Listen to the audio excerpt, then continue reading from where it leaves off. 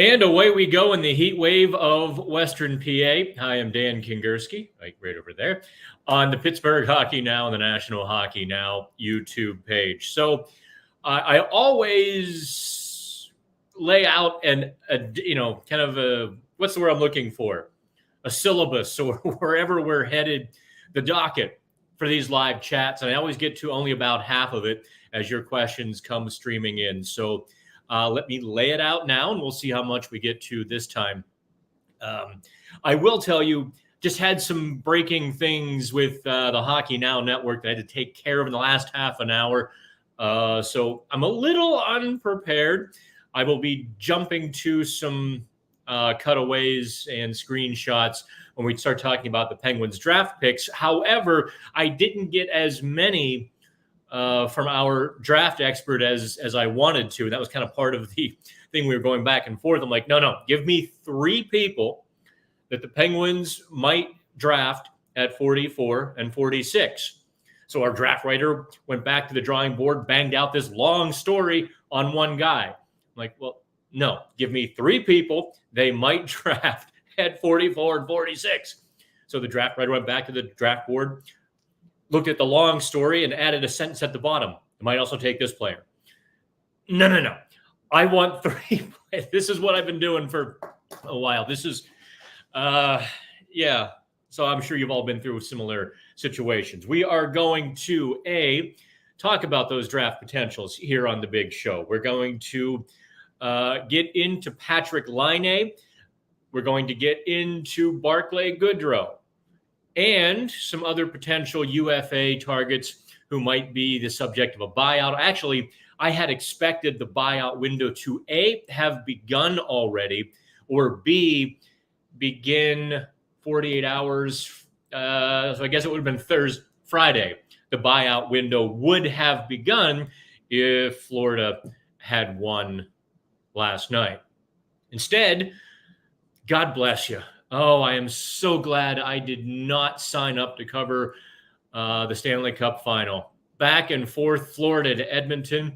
There is going to be some hurting puppies, some guys too tired to party at the NHL draft in Vegas. You're going to see some bags under the eyes and guys lugging suitcases with a month's worth of dirty laundry. Been there, done that, by the way. Although I did gain some notoriety and fame within our little media circle. It would have been 2016 in Tampa Bay. Obviously, this is like the 3rd round in a row. We're on the road, and I kind of just was dragging a suitcase all over the place. And so I'm like, you know what? To hell with it. My suitcase was kind of in tatters. The zipper had kind of busted. So what I did was I got a cheap backpack for the rest of my clothes, and I sent all of my dirty clothes home via the U.S. mail.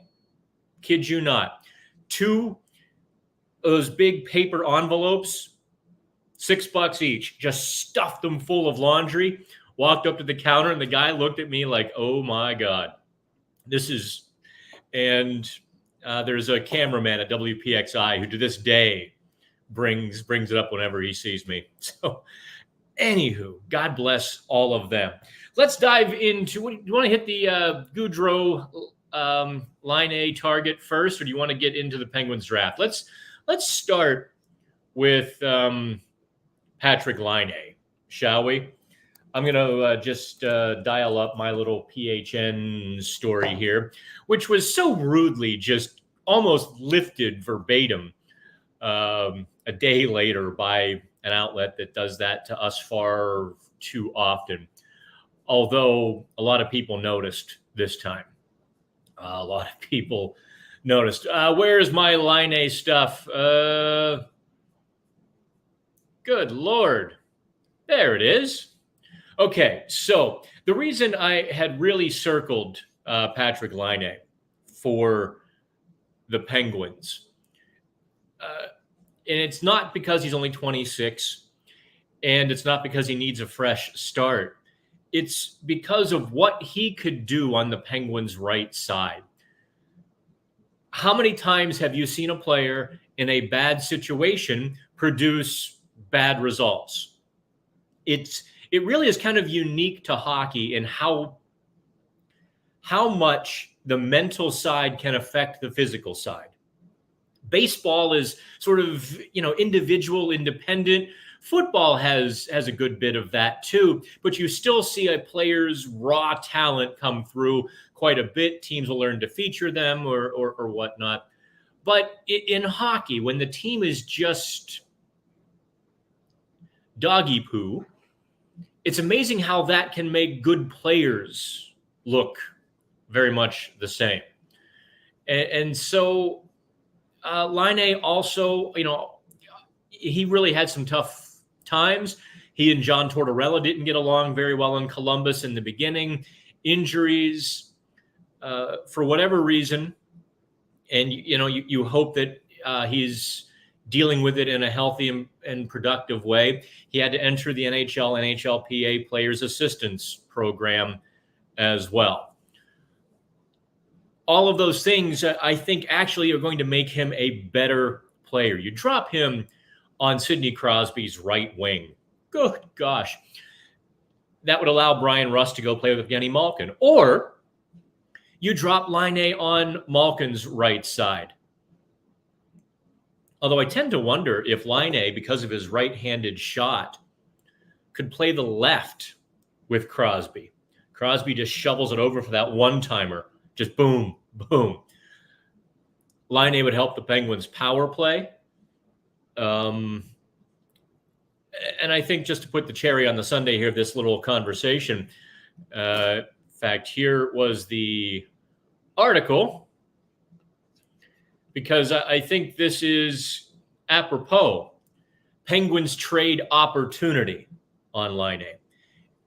They will not get a better opportunity to buy low on such a talented young player.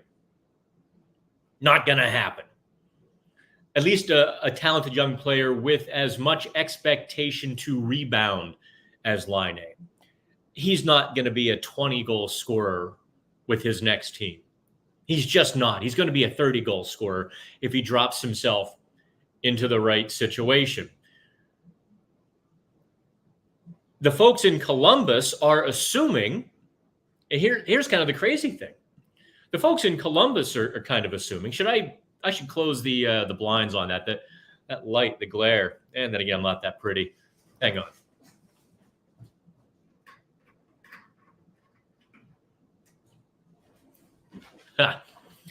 Anyway, the folks in Columbus are assuming that new GM Don Waddell, new president of hockey operations / GM, which, by the way, if we're going to have a bunch of these guys taking that title, we need a much better abbreviation. We need to call it like POHO GM or something.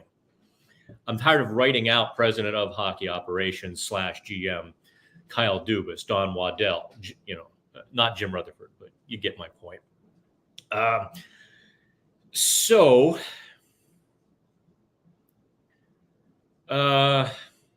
Anywho, they're assuming that Columbus is going to have to affix an asset to trade Laine.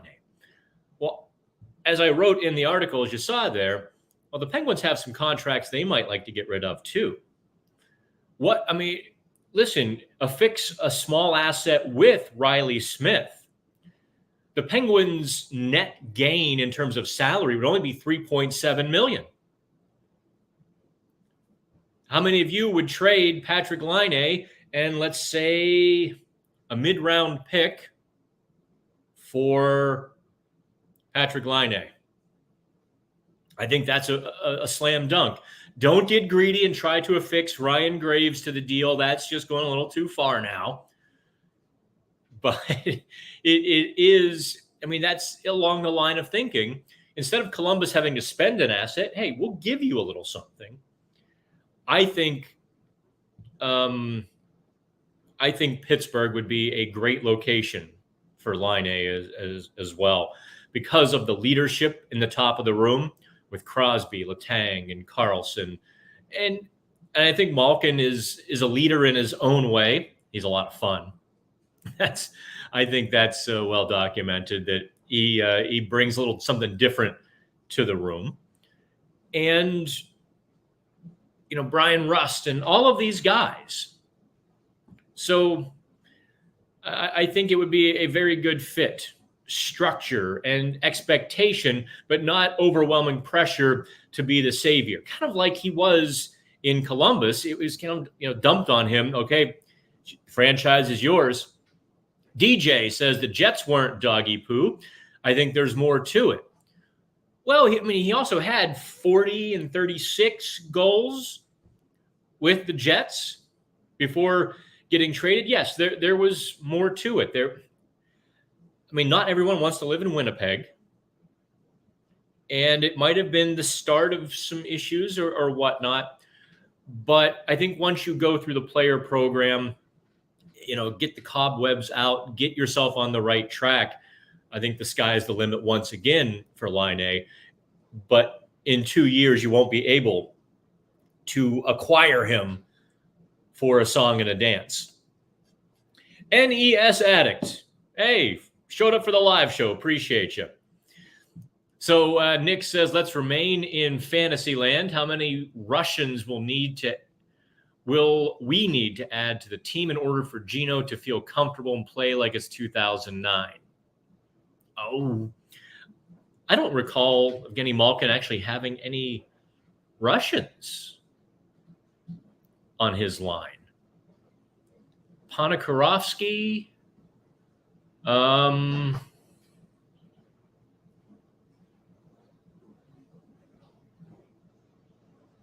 Miro Shatan is not Russian. Eastern, but right. So honestly, I think a Russian if you don't get Laine, how about Vladimir Tarasenko? Certainly might help Evgeny Malkin, maybe get over some of the stuff he has to go through. Imagine, the NHL season, let's say you report to camp in mid-September, roughly speaking. By the time the season ends, if you've made the playoffs, it's May. So September to May, you're away. His family lives in Florida. It's not a coincidence that when Mr. and Mrs. Malkin show up, he goes crazy. He has family around. So if you had another Russian speaker, it certainly wouldn't hurt. Steve says Fedotenko spoke Russian, right? That's who I think I was trying to think of. Yeah, a couple of you jumped on the Fedotenko. Yes. Not the greatest player in the world, but, Penguins certainly got some mileage out of that. So anyway, that is why I wrote the Patrik Laine stuff. The NHL frowns upon trades during the Stanley Cup final. The damned problem is the final's going to end on the 25th. When Edmonton goes back to Florida for Game 7, the Stanley Cup final will be on June 25th. That's a couple days before the draft. realize at the draft, the buyout window will be open. Because the 25th, right? So that means the buyout window opens on the 27th or 28th. 28th. The day of the draft.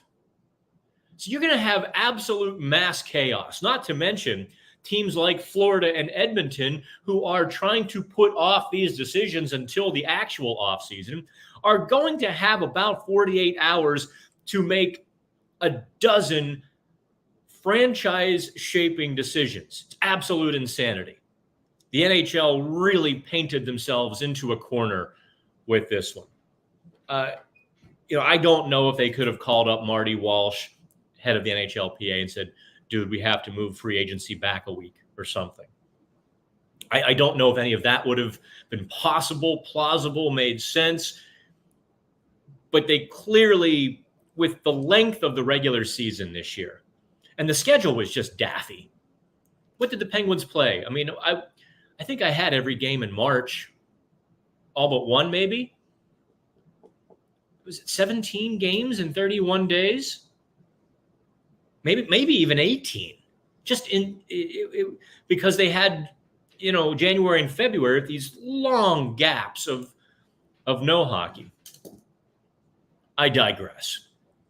That's why Patrik Laine fits with the Pittsburgh Penguins. Do me a favor, if you haven't already done so, give me the like and subscribe to the page so you get notified of these free chats. Barclay Goodrow is the next guy on our docket. Let me pull up Barclay here because it was kind of funny. We at the National Hockey Now Network have kind of taken to, well, here, I'll pull up San Jose's take as well. Because a few of us said absolutely Goodrow would fit with the team we cover. Pittsburgh, Russell Mascias in Long Island covering the Islanders said, yep, he fits here. But James Nichols in New Jersey said, no way.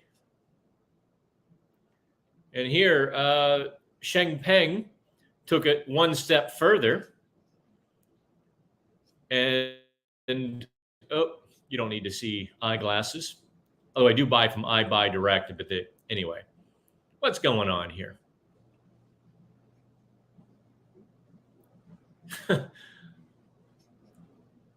There we go. Should Sharks acquire Goodrow? Sheng called up the NHL scouts. And here is, I think, the good and the bad of Barclay Goodrow. At $365 million, he's probably a bit overpaid. Okay, he's significantly overpaid, right?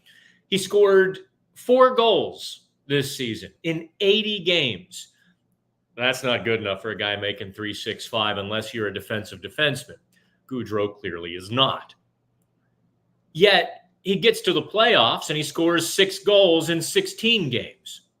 He does this every single year. He shines the brightest on the brightest stages. So you factor that in. You factor in the fact that he just brings some jam and a little dirt. Not everything he does is completely clean. All right. I think I don't mind that nearly as much as a lot of you do. I got a little Don Cherry in me. What can I say? I like fourth liners. I like guys who every now and then just kind of take their stick and go right up between your legs and skate on like nothing happened and the refs didn't see it. And Bobby the Brain Heenan throws away the brass knuckles and we play on. I guess Heenan never tossed brass knuckles. What did Bobby the Brain Heenan? Every now and then he would toss something like he'd have that neck brace on and pull something out of the neck brace. I'm getting far afield, but there is value to be had with a guy like Barclay Goodrow. And I take a look at the Penguins lineup. He would allow a lot more flexibility with Noel Acciari. I think, and I stand by this opinion. Obviously, Mike Sullivan disagrees, and he doesn't exactly call me at night to chit chat about hockey and my opinions. In fairness, I don't call him either. I think moving Acciari to a wing would free him up to be a bit more of the spark plug that he can be. I think he had a very good season. I mean, he was injured. He played 50-some games. The Penguins certainly missed him when he was out. That much was obvious. The penalty kill differential when he was in the lineup versus when he was out was significant.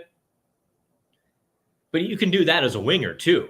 I mean, when you add a guy like Goodrow with a Lars Eller, with a Noel Acciari, now you've got some real intensity. You got some real sandpaper in the bottom 6. And, Eller's not sandpaper, but he's tough, mentally tough. He is physically tough as well. So, and you can allow then Acciari to be a little more crazy, if that's the right word, really get in on that forecheck and just plaster a few defensemen along the back wall. Make them start looking over their shoulder to see where Acciari is when that puck gets chipped into the corner. The Penguins don't have that element. And even though Chari's not 6'6", 240 doing that, it does begin to hurt after a while. It gets pretty annoying after a while when a guy's just on you like white on rice. I think Goodrow could do that. I also think Goodrow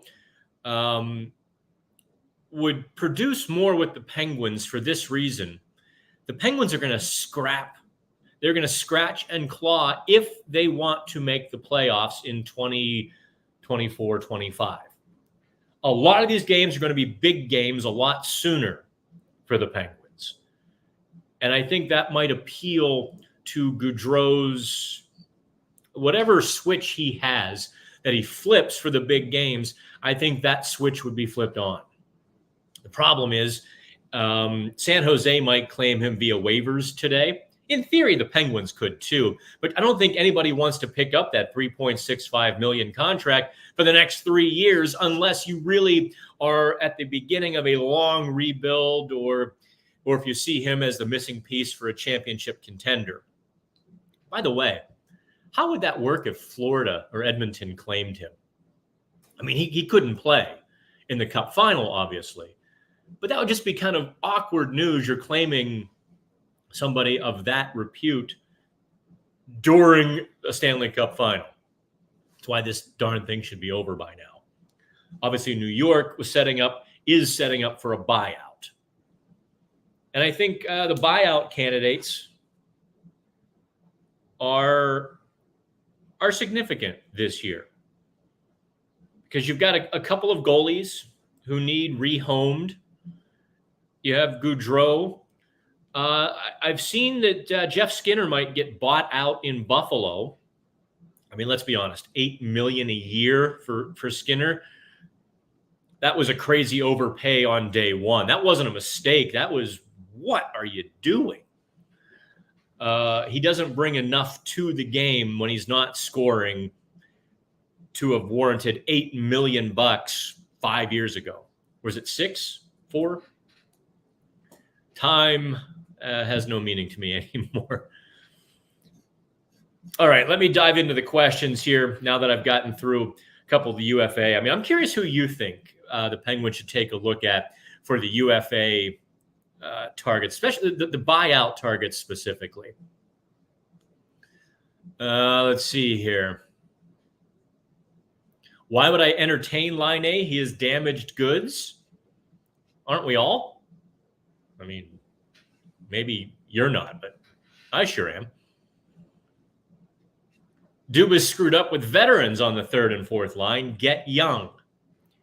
That's true, Matt. Matt Helmer weighing in with that. Matt, that is true in principle and in theory. Here's the problem. And this is why I get uptight when people say, just get young. You can't get young in free agency. You have to be like 27 to hit free agency. So, I mean, you're picking through a pile of 27 to 32-year-olds, 28 to 33, in that ballpark. Is a 28-year-old really getting young? I mean, that's taking Jeff Carter off the equation because he has retired. The Penguins' bottom six, with the exception of Lars Eller, was 30. 30, 31, not exactly ancient. Get young. The young players have to earn their way to that next level. Sam Poulin has to grab his opportunity next time. And I don't think Braden Yeager is there yet. I think he needs another year in the WHL. Ville Koivunen isn't going to be ready for the NHL in the fall. He's going to need significant North American professional seasoning after he comes over from Finland. I would assume next season, but maybe in 12 months from now, he makes the jump over. So all these guys that you want to see aren't going to be there just yet. So how do you get younger? That's why, you're correct in theory and principle, but in practice, it's an entirely different matter. Let's see here. Laine makes sense. Laine is like Raquel, will not produce to what is expected. Boy, Matt, you're negative. Markstrom traded to New Jersey. Is that deal gone down? Am I missing it? Did they finally pull it off? Let me check Twitter. Here I am blathering. There it is. Jacob Markstrom for Kevin Ball and a 2025 first round pick. Dun, dun, dun. I would do a screen grab, but okay, I can do this. Here, so you can see the trade. Hopefully you can't see all of my tweets and responses. I've gotten some doozies. There we go. So, yep, there's the trade. Let me see if I can enlarge it. Oh, the Devils. Oh, the Devils just became a Stanley Cup contender. That's a great trade for New Jersey. Absolutely great trade for Tom Fitzgerald and the Devils. Holy moly.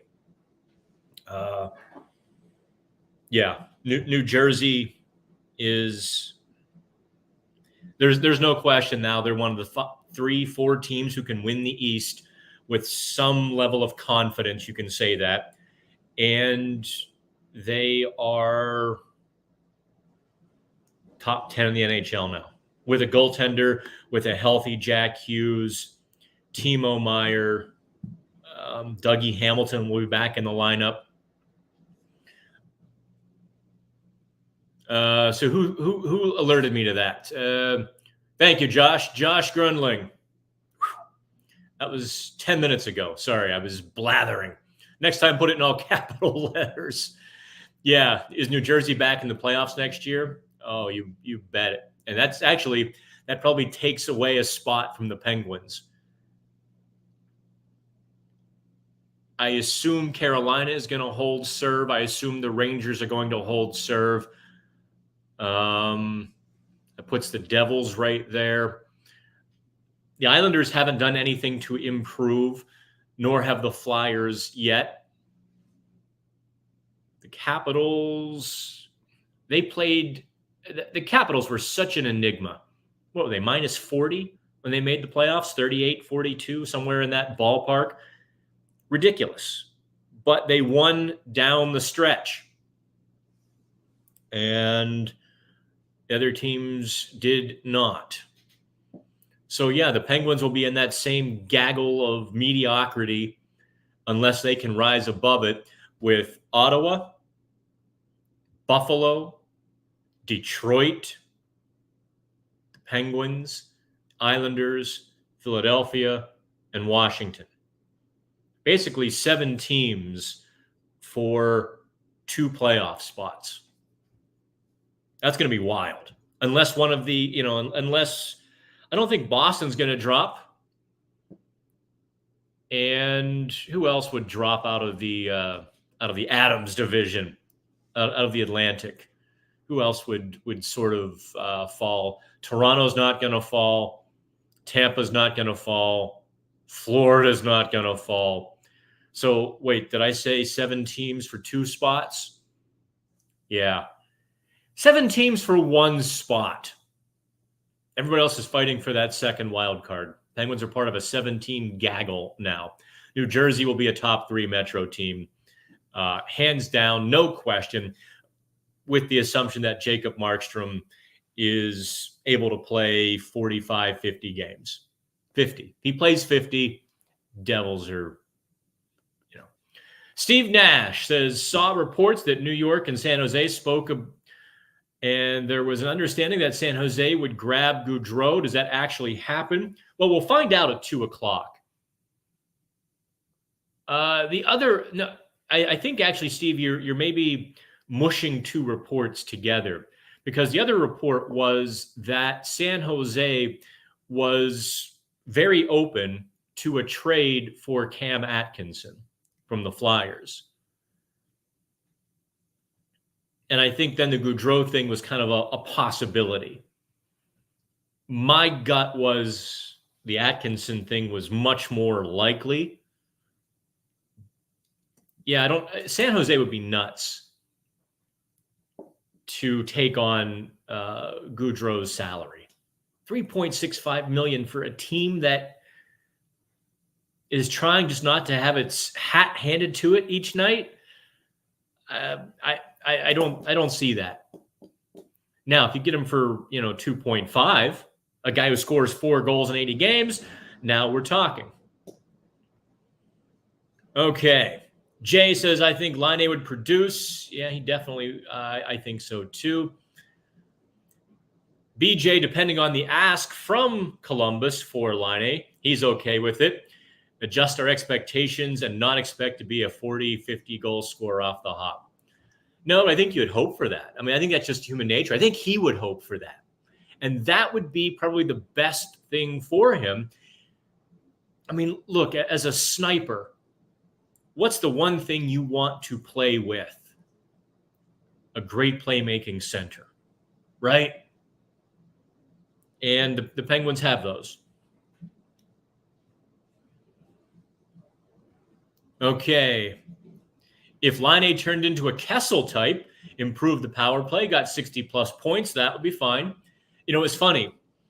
Somebody responded to my article on X, formerly Twitter, with, and I'm paraphrasing, but pretty close here, cancer in the locker room, lack of effort, hard pass.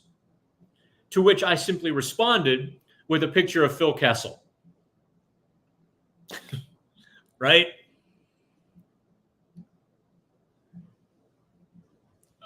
James asks, who among the young core from Wilkes-Barre do I see breaking into the Penguins lineup? Actually, technically, it's still next year until a couple days after the Stanley Cup final. It's still next year until the draft. So I don't actually see anybody from Wilkes-Barre breaking through to the NHL to start next season. If you want to count Jack St. Ivany, I mean, I think we're, semantics at that point. But maybe they kind of give Sam Poulin that sink or swim 20-game shot and say, okay, kid, here you go. You got October and part of November. Show us what you have. That's probably as much as you will see. The other guy I was really impressed with, by the way, was Jack Rathbone, whom they acquired in the Mark Friedman trade back in November. Rathbone's game was a mess for who was Abbotsford,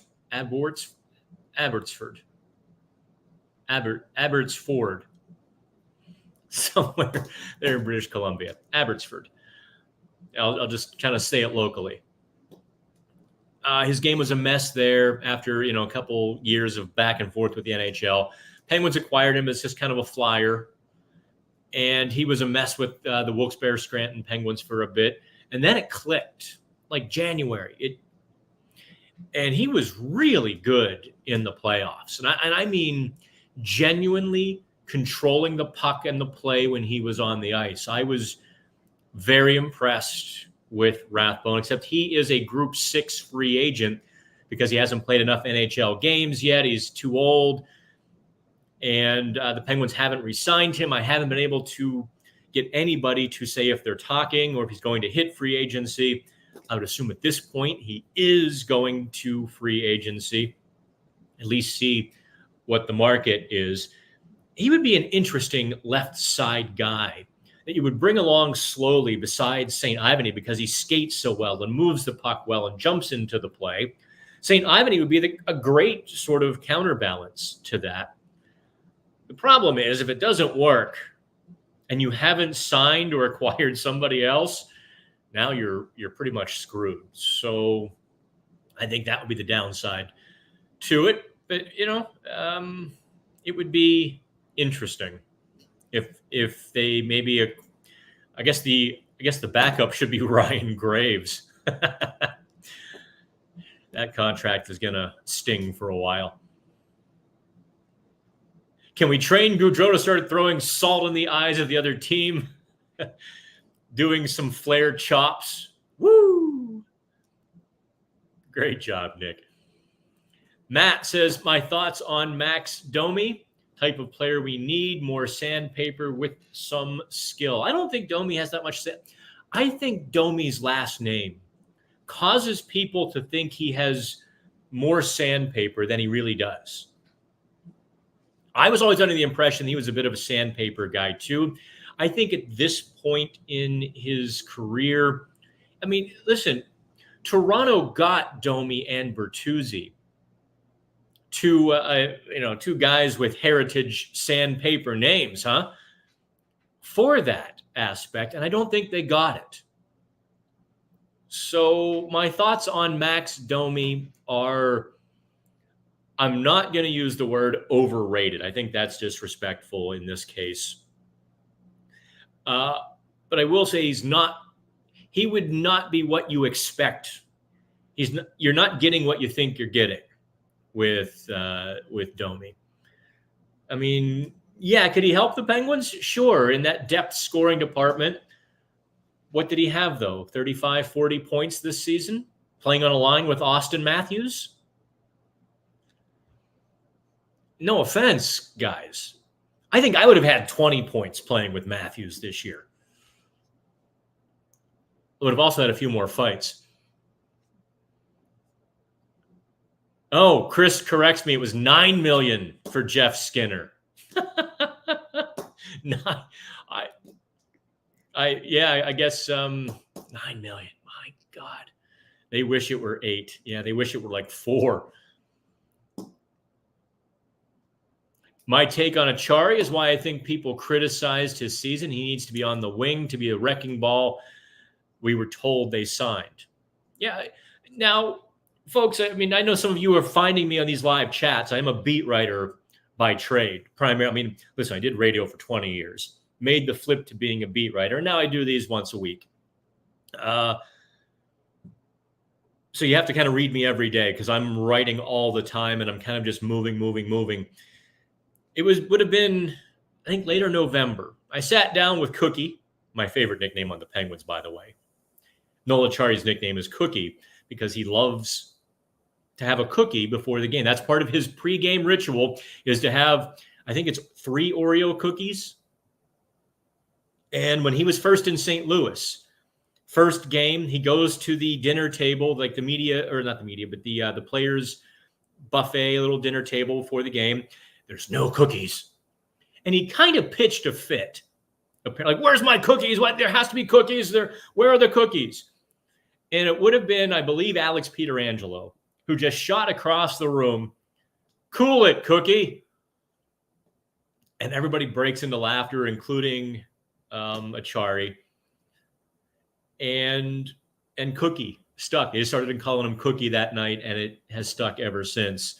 But I sat down with Acciari late November, to the point of the story, right? I sat down with him and was like, the scouting report on you, the book was, you like to crash and bang and be a little bit of an agent of chaos. When you're playing center, obviously it looks like you're a bit more controlled and you're not able to do some of those things. And he was like, yeah, as a center, I have to be more responsible. If I'm the last guy up the ice, that's fine. As long as I'm not the last guy coming back on defense, that's fine.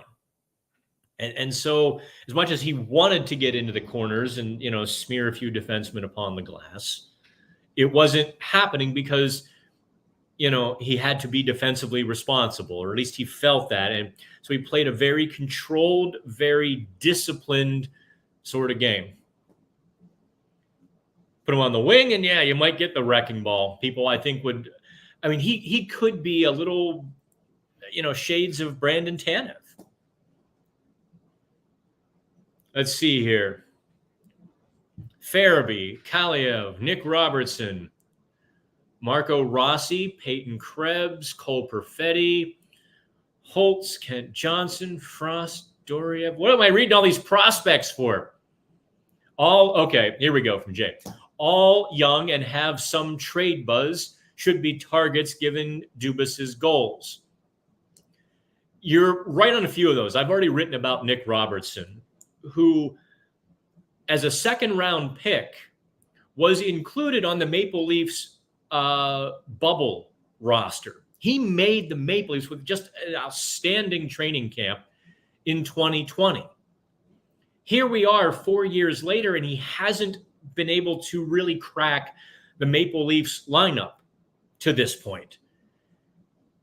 So Dubas would have been there for that amazing training camp. And the kid has all the skills. He's small, however. But he's quick, he's scrappy, he scores, he can do all of those things in the right situation. I would, if I'm Kyle Dubas, I'm kind of sitting on Nick Robertson. I'm waiting for Toronto to have to sacrifice him and jumping all over that. Pittsburgh would be the prime chance for him. Marco Rossi is not going to be available. I don't know where you've heard trade talk about him. Same with Peyton Krebs or Cole Perfetti or Holtz in New Jersey. I mean, Holtz had a decent season. He finally stayed healthy. Columbus said Kent Johnson is not on the trade block. Those reports, I think, bubbled the first half of last season when he didn't make the team. It wasn't impactful. And, trade. And Columbus is like, nope. Even though they've got a new president, GM, they're not going to trade Kent Johnson yet. Kaliev in Los Angeles, I don't know. Unimpressed. I don't think he has the upside that people thought he did. Philip Tomasino as well. Morgan Frost he's getting some trade buzz. I'd jump on Morgan Frost, but the Flyers aren't going to give him up. They're not stupid. Dorofeyev in Vegas, he might get squeezed out of a very veteran-heavy lineup, but Vegas would be wise to learn the Penguins' lesson and don't go too old. It crashes and crumbles before you realize it. Tomasino also was kind of a guy who had a lot of potential, didn't click in Nashville.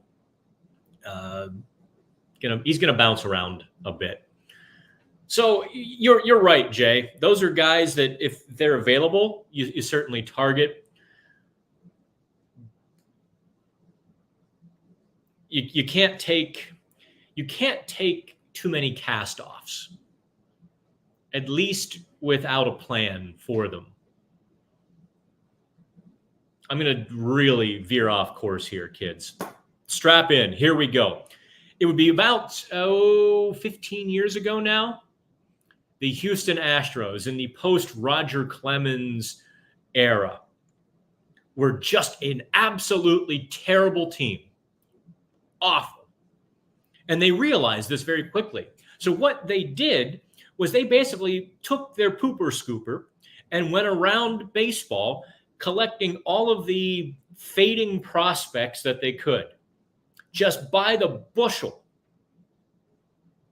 And they figured, okay, this entire bushel of faded prospects cost us almost nothing. If we get one or two out of this, one or two major league players of value out of this, we've won. And it turns out they got a lot more than one or two. It became sort of a cultural thing for a minute, before they discovered microphones and trash can lids and all of that. And the Penguins could go about a similar path. But hockey is so much different because hockey, a guy can have all the skill in the world. And we've seen a lot of guys, but the combination of heart and, let me fix this a little bit, the combination of heart and a brain that works a step quicker. A lot of guys have talent, but they can't do it at full speed, at the NHL speed. So measuring those two things and seeing if you can tap into someone's ability by producing, head and heart, or, getting them to tap into it is, I think, a lot more difficult than baseball, where you can maybe, change his swing. Dave says, how much cap space do they have? Come on, Dave. This isn't a place for the mundane. They're going to have about $10 million after they sign P.O. Joseph. Rough number. After they get their kids in order and their house set, they're going to have somewhere about 10.2, 10.4 million to spend in free agency. Matthew says Dubas was handicapped last offseason. Well, he's same thing this offseason, except this offseason, he's got $9.5 million on the books. That was his doing, Riley Smith and Ryan Graves. Let's see here. I do want to get to the other stuff we talked about. We're already, 45 minutes in? Good Lord. I told you, we never get to the stuff we're going to talk about. Flyers are lurking and improving big time. I would agree with that.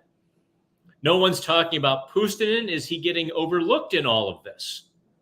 I suppose I am overlooking Puustinen a bit.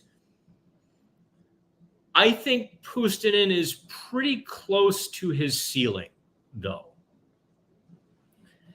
He's got the talent to be a middle six scoring winger.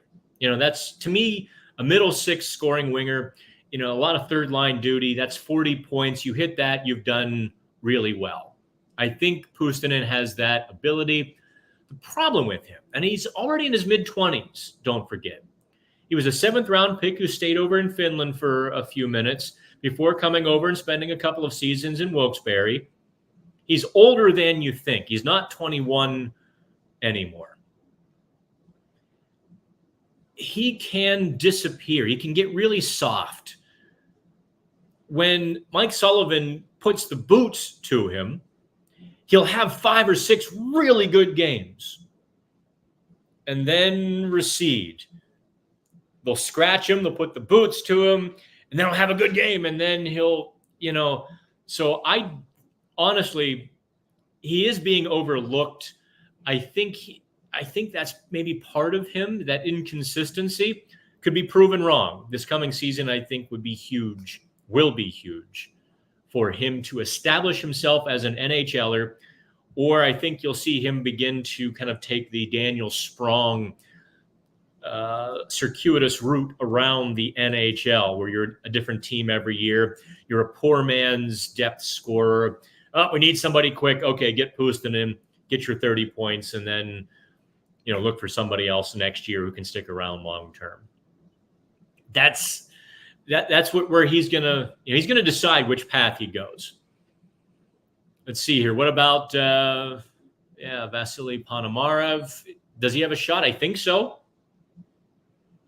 I think they wanted to bring him up the end of last season, but the injury and all, we don't know anything about that injury, quite frankly. I was told some things off the record, and I'm going to try to maybe provide the context for you without telling you all. I was not provided the full details of his injury, but it was significant. There was no chance in hell he was going to play in the playoffs, even if Wilkes-Barre advanced. Wasn't going to happen. So is he going to, recover and be ready and full strength by training camp? I don't know. And how good is he? I don't know. I have to put my own eyes. I've long ago stopped trusting, some of the scouting websites or the I don't want to call them smaller, because like Elite Prospects is huge. But I don't trust the amateur scouts like I may be used to, because I've seen too many scouting reports when guys watch 10 minutes of YouTube, write a glowing report, and I put my own eyes on the player. I'm like, oh, good Lord. Sure, that 30 seconds can add to the clip, but the other 9.5 minutes, the other 12 minutes he played on that Tuesday night were genuinely not good enough. So Ponomarev is a little bit of a mystery so far. Any take on the new Wilkes-Barre Scranton head coach? Nope. I don't know him. I don't think there's a whole lot of research on him. I'm going to assume that Jason Spezza, who was kind of leading the charge, has done his homework. It was not, in fact, Grant Paltuni. There was that report, maybe 2 weeks ago now. Tony Andrikaitis, who's really good covering the AHL, said it was a possibility. Now, Tony did not report it was happening. Tony said, I suspect it could happen. And once again, that same outlet that covers us, copies us, ran with it like, oh, they're going to name the new head coach. It's like, cool your jets. No, but I don't have a new. I wish I did. He's kind of coming out of left field. He was coaching in Reading for several years, the ECHL, which, don't knock it, but that's a whole different level of coaching in the ECHL because you've got lifers down there, and you've got disgruntled kids who don't want to be there. You've got fans who want violence, organizations who want hockey, and empty buildings and long bus rides, small meal per diems. I mean, honest to God, when I was with Johnstown, we used to stop at a Pizza Hut rest stop on the way to Trenton. Can you imagine feeding an NHL team Pizza Hut and vending machine sandwiches on the way to a game? It's almost like, youth travel hockey.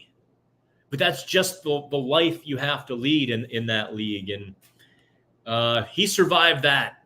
God bless him. If he survived that, I will tell you one thing. He loves hockey, and he believes in himself, and he's tough, mentally tough. So anything beyond that, I got nothing for you. Gary Anderson.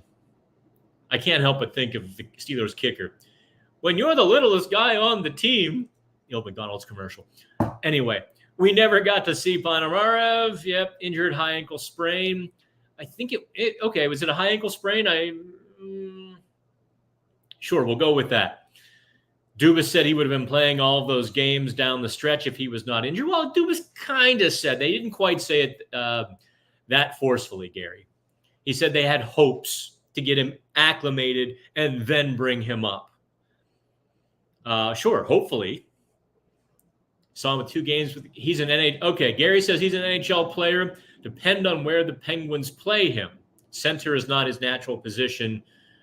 Okay, well, cool. Glad you actually got some eyes on him. Ron wants nothing to do with Laine. Oh, man. Comments rolling in here. Appreciate everybody. We're at 50. I'm never getting to the second prospect of the Penguins or any of the Penguins draft prospects, am I? I should end the show with that, with at least 2. Okay. Talk heating up about the Penguins willing to listen to trade offers for Jarry. Listen, I know Rob reported that. I want to be very clear exactly what Rob said. Rob said the Penguins are not shopping him. If somebody calls them with an overpay, they're going to listen. That's true with every player. And the odds that Tristan Jarry gets traded, I would say, are in the single digits. Because to trade Tristan Jarry now would be to dump the responsibility and the pressure on Joel Blomqvist and force the Penguins into finding a true veteran goalie who can mentor Blomqvist a bit and play 40 games. If the Florida Panthers buy out Spencer Knight and the Penguins can get their hands on Knight, maybe you consider a Jarry trade a bit more seriously. If Columbus buys out Elvis Merzlikins, maybe you consider it a bit more seriously. And those were two of the four buyout candidates I said the Penguins should consider. But you're still taking an awful gamble. Because think about this. The Penguins are still trying to win. And you get rid of your number one goalie, and the guy you brings in face plants. If Merzlikins becomes the Penguins starting goalie and maintains his .890 save percentage, how do you think Sidney Crosby is going to react to that? How do you think these veterans, let's just say the Penguins improve, the skaters, and the goalie is the weak spot? How do you think that's going to play? Well, that might lead to the mass exodus a lot of you want. The consensus is Riley Smith gets traded. Jarry is available. Again, be careful what you say. I know you want it to be true, like in a, hey, Jarry's, it's not, Jarry is not in the storefront window. Okay? Jarry is in the back. You're going to have to go in, sift through all the stuff you don't want, go ask the clerk, do you have anything else in the back? At which point, Dubas might say, well, I've got a Tristan Jarry back there. I can go look for it if you're willing to pay for it. That's probably the best analogy I can give you. Let's see here. I don't think it's consensus that Riley Smith will get traded. I think he's just the most likely who has a little bit of trade value, and he would seem to fit Dubas's comments after the trade deadline when he said there was no market for veterans with term. We're all like, oh, yeah, Riley Smith. You mean Riley Smith, right? Right, Kyle? Talking about Riley? Now that Riley Smith has 1 year left, consensus is a word that scares me. I think we all expect it's possible. Is that consensus? Semantics or so. Okay. All right, let me sift through. Gary, appreciate you here. No, 1,000 times on Jansen Harkins. I didn't even bring him up. Gary is already a member of Pittsburgh Hockey Now. Appreciate you, Gary. Just joined Nittany Lions now for all the Penn State football news. Can't beat the price. Yeah, cool. I don't own the Penn State, Pitt, or West Virginia sites. The unique situation we have set up is my business partner and our tech guy is part owner of those college sites. My half does the pro, they do the college. Someday I would love to get us all under one umbrella. That's going to be, it's going to be tough. It's going to take a chunk of money. It's going to take one of us kind of buying the other, or at least buying a good chunk of the other to really get there. We might, but I have money. I have other expansion ideas for the pro side that I want to get to first. But I do hear great things about the Nittany Lions coverage. I'm not a Nittany Lions fan. Sorry. I made the mistake. Good God help me almighty. Jerry Sandusky spoke from prison. The Daily Mail, a UK paper of all things, the Daily Mail had the interview yesterday. And look, I get it. There is a hardened core of Penn State folks who just won't believe that Jerry Sandusky did those horrendous things. Some witnesses changed their story. There were some inconsistencies here or there. One of the lawyers was disbarred through the process. Louis Freeh, the former head of the FBI, a little bit of a checkered past.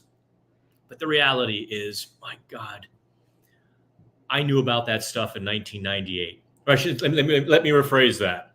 I heard about that stuff going on back in 1998. I was working 30 miles out of State College as a news anchor. It wasn't my job to go report on this stuff. I was a news anchor, and it was chatter. And I kid you not, someone brought it up to me.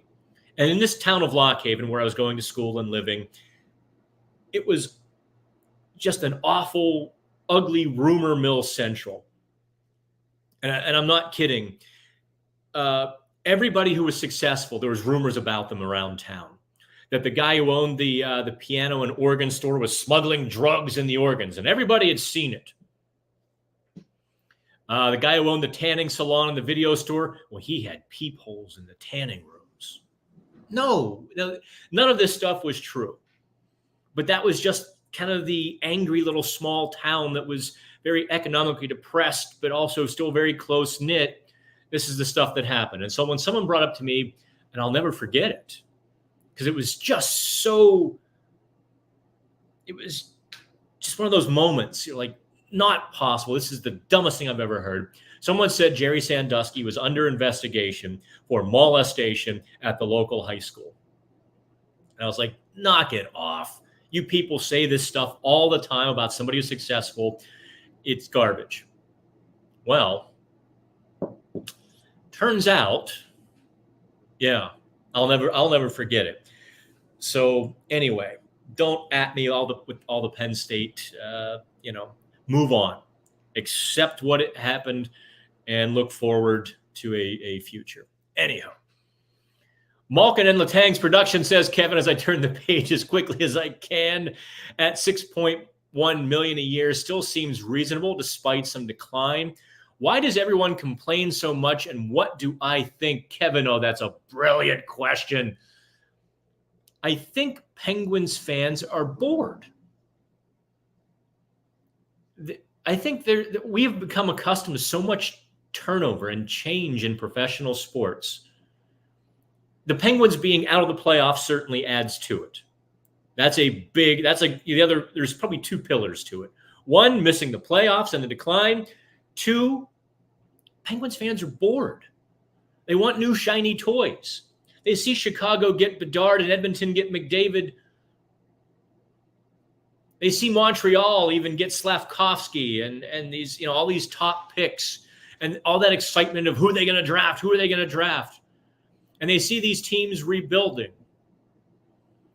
And they want to have that excitement and go through that, because every time Pittsburgh has rebuilt, they've, at least in my lifetime, they've won a Stanley Cup, multiple Stanley Cups. And I think, in addition to being bored, I think too many fans assume that if the Penguins just begin the rebuild, well, poof, in 3 years, we're all having a Stanley Cup parade. Ask San Jose and, Detroit and Ottawa and Buffalo how that can go. And I think Kyle Dubas's phrase was, was it be lost in the abyss, wandering the abyss, or you certainly can. So yes, I think Evgeny Malkin probably has a season left. I don't know that he plays in 2 years, based on the decline I saw this season. I don't know if he's going to have enough in the legs beyond this coming season. I mean, maybe he plays because it's his choice. But yeah, the next season is probably Evgeny Malkin's last truly productive season. Letang was fine until injuries started popping up, and he hid them all, and we all thought, like, geez, what's going on, man? And his broken fingers and Lord knows what else. But also, Kevin, it's 2024. We've got social media. Everybody's complaining. Everybody. Do we know who's going to be coaching the power play yet? Actually, Justin, we don't. Asking that at the draft. You lost me at Trenton. Yeah, hey, Trenton. Johnstown's division in the ECHL was Trenton, Reading, Wheeling, Toledo. Am I missing anybody? 5-team division. Dayton, Ohio. So we actually had a couple of games. You'd play a lot of times 3-3. So we would leave, let's say, Reading or even Trenton. One night we had to leave Trenton after a Friday night game and get to Dayton. Talk about a bus ride. Yeah, so that was like a 10-hour, or is it? Like a 10-hour bus ride and construction, and we get in at 4:00 in the morning. The guys just get stomped the next day. People are like, what happened? Like, they rode a bus all night after a game. That's what happened. Thank you, Matthew. Best Penguins coverage you can get. Let's see here.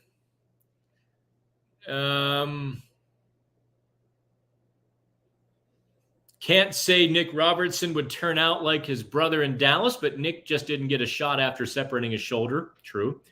Giving up on a 22-year-old with a shot like that. He does. Listen, I am all on board with Nick Robertson. I saw him at camp. I had to be up there in Toronto, sequestered away in this little Airbnb. So I got to see and read and hear a lot about Robertson, and I would jump all over that. Okay. Any thoughts on the addition of David Quinn? Yeah, I do think Quinn will help Mike Sullivan with the blue line he currently has. I think you might see the Penguins unleash the blue line a little more. That's going to constrain guys like Malkin a bit, but I don't think it's a problem to constrain Lars Eller or Nola Chari. And if you just maybe minimize the time between, intersection of Erik Karlsson ice time and Sidney Crosby ice time. So Sidney Crosby gets the puck when he's on the ice. Erik Karlsson has the puck when he's on the ice. I think you really could see the defenseman unleashed in a different sort of attack. I don't know that that's what's going to happen. My educated guess would be that's a possibility with Quinn. Yep. Chris says my bored Pens fans analogy is on target. What about moving Malkin to wing and signing a new second line center? That's a good idea. Well, I'm glad I wrote about that 2 months ago, Gary. I don't know if Elias Lindholm was the guy. Dallas has not yet re-signed Matt Duchene. After what I saw in the playoffs, Duchene went from a guy I was not enthusiastically endorsing to a guy I put at the top of the list. I know Mark Madden is not a fan of that idea. Full disclosure, Mark and I are going to disagree on that. Chandler Stevenson would be the other guy at the top of my list. And the thing is, both Duchene and Stevenson could play the wing for a year. If Malkin's like, no, I need to be the center this year. And you're like, all right, listen, I'm going to compromise with you. You're going to start as a center, and then you put one of those two guys on the wing. And then after a while, if you're like, listen, these things are not happening, we're not getting these things from you, let's try you at wing. Evgeny Malkin would not have to lead the rush on the wing. He could actually retreat to a power forward position. He could even trail the rush a little bit, come in with the puck, come off the wall. One-timers, the people who don't want to see Malkin on the wing kind of cite his declining speed. I say that's the reason you do it, is because you take the burden off of him. And he's now starting the race up the ice from the top of the circle rather than from the goal line. Also, can you imagine those hands coming off the wall, stick handling around a forward trying to defend him? Oh, those poor guys. What about Oliver Wahlstrom? I was afraid someone was going to ask me about that today. Hear me now, believe me later. Once again, that crappy outlet jumped on a report that the Penguins were interested in Wahlstrom. And who was the other guy that they tossed in? I saw it on Twitter, and I was just like, I rolled my eyes. Here's the deal. TheFourthPeriod.com, Dave Pagnotta. Dave and I started our careers together a million years ago with the Fourth Period radio show. I was the host, he was the analyst, and then we kind of grew up and went our separate ways. Dave does a list of all of like the potential trade targets, free agent targets, and then after their name, he'll put like 3, 4, 5, 6 logos of teams where it would work. So all Pagnotta did was put, Oliver Wahlstrom and put the Penguins logo after Wahlstrom. That doesn't mean the Penguins are interested in him. He is a guy that I've had my eyes on. He's also a guy that doesn't fit with where the Penguins' game is headed any longer. I don't think he's a guy who's going to play hard below the goal line. They need a bit more Michael Bunting, that not lighter scoring soft wingers. And so, no, I think, and maybe this is where I'm too inside baseball. Notice where the Penguins finished up last year in terms of their scheme, in terms of their philosophy. They were hard down low. They got the puck in the corners. They went and fought for it. The Bunting, Crosby, O'Connor, even Raquel a little bit. Brian Rust, of course. The game had changed. They changed their own game. So those talented soft wingers are not really the Penguins' cup of tea right now. I would be shocked if Dubas went out and got one of those.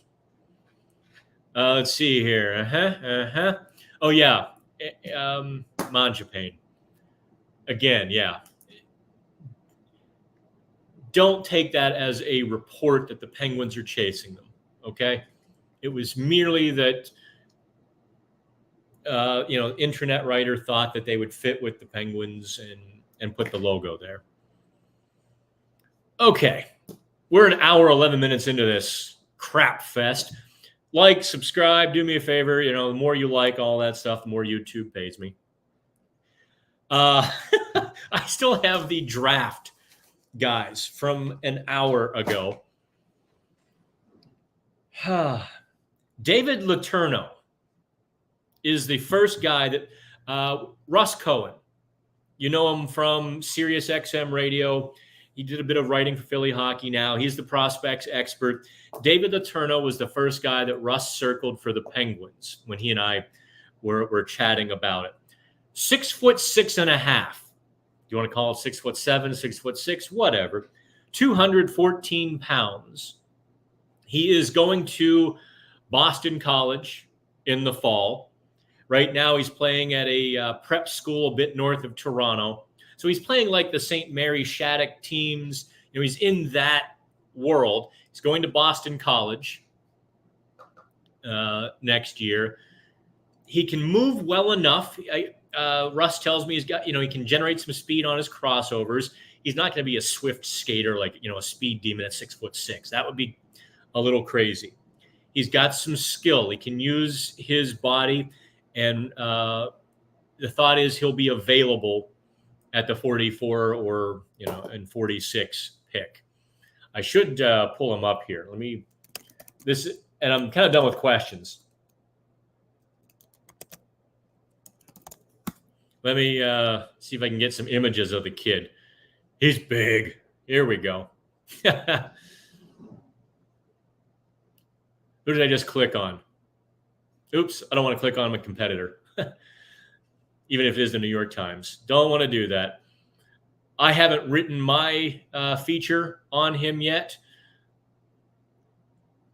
So here, I'll bring up the TSN. Will I? Will I not? Dean Letourneau. What did I say, David? Dean Letourneau. And where are you? Here are you. Here is me. Here is TSN. You can just see how big the kid is. So he could be there at second round. Hell, he could be there in the fourth round. These things have really kind of gone off the rails. The amateur scouts, it's difficult because teams are doing so much proprietary work nowadays. So circle David Letourneau. And the other guy is Harrison Brunicky, right shot defenseman, kind of small. You know, he's not yet a $190. And he's kind of, he's actually from South Africa, believe it or not. Right-handed defenseman, quick. How tall is he? Let me see here. Is he even 6 feet? I thought he was like 5'10". You know what? I'll have to write up a bit more on. I'll have to do a little more work. He did play for the CHL in Canada at the U18s. So he's got some chops as an offensive defenseman. I'm told the sky is the limit with him. He's kind of a real baby face. Here you go. Take a look. Where is he? Calgary Kids. This is NHL.com. There he is. It does amaze me how many of these junior kids, I look at them. They're dressed up. They're acting adult. I'm like, you're not an adult. Oh, man, you have what you have coming towards you. But it was a lot of fun covering the Memorial Cup. And God love those kids. I think they had the experience of their life. So there are at least 2 names. I at least delivered on a couple of names that you can start your own research and get moving. Any update on Crosby contract extensions? The next news you will hear about Sidney Crosby's contract extension will be when it's about done. I suspect one of the top Canadian reporters will get a little phone call or a text. Doesn't mean we're not trying, but I also understand, the agent's not going to deal with 10 reporters. He's going to call Pierre, Elliott, or Darren and be like, all right. Or Dubas will do the same and say, okay, it's close. And that'll be, I think, the end of it. Pool party at Matt's house. Only if you've got margaritas, Matt. And I just spilled the Coke. This, not. Yeah, Elliott does seem to get everything. Although Pierre has really been giving Elliott a run for his money the last month or so. I don't know if that's the New York Times choosing to prioritize a national reporter. Because I know sometimes local guys will get a kind of a half scoop and turn it over, send it up the chain to some of the big reporters. And listen, I've helped. I'm not going to tell you who. I've sent along a half scoop to a national reporter, like, listen, I'm not going to get to the finish line on this. Maybe you can. Here you go. And 2 days later, they did. So, it happens. Pierre and Elliott certainly seem to have, they're running neck and neck. Best I can do is Jameson. Oh, hell no. I'm out, Matt. That's it. I'm out. No JMO. Good Lord. There are very few things that turn my stomach. Whiskey, bourbon, scotch, whiskey, just, I don't know what it is. Actually, you see the bottle? Here, let me show you. This bottle, actually, I shouldn't do that because YouTube won't pay me then. But that was from the draft in Nashville a year ago. It will never be opened.